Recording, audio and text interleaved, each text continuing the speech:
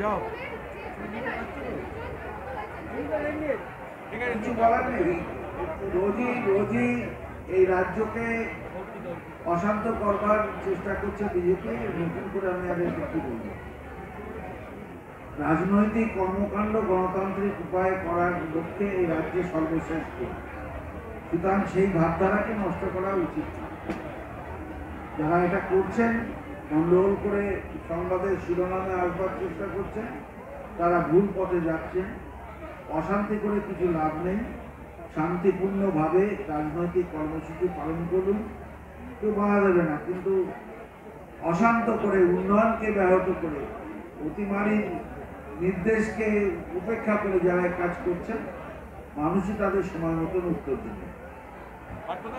আজকে দিলীপ ঘোষ বলেছেন যে প্রাইম মিনিস্টার প্রতি মাসে আসবেন ভোটের আগে। প্রতিদিন আসতেই বা কি করতে, তাহলে বোঝা যাচ্ছে যে হাতে কোনো কাজ নেই। তিনি এখানে না এসে কৃষকদের ব্যাপারটা মিটিয়ে দিন না, কৃষক বিলটা প্রত্যাহার করে নিন না। আসার তো দরকার নেই, তিনি বলেছিলেন করে দেবেন, করে দিন। কৃষকরা ঠান্ডার মধ্যে কষ্ট পাচ্ছে, কৃষকদের বিল প্রত্যাহার করা হচ্ছে না,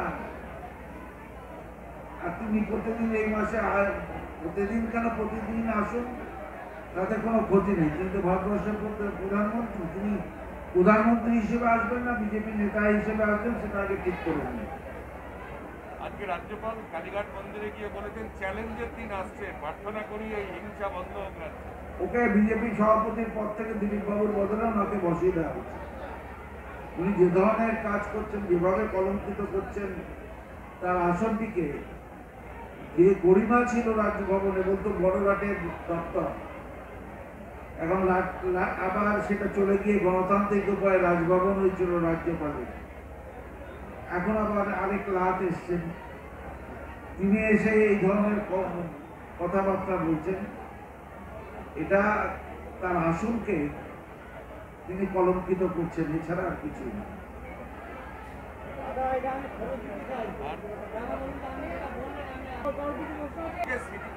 কালকে সিবিএসসি ঘোষণা করেছে কেন্দ্রীয় সরকার যে ফেব্রুয়ারির আগে কোনো পরীক্ষা হবে না।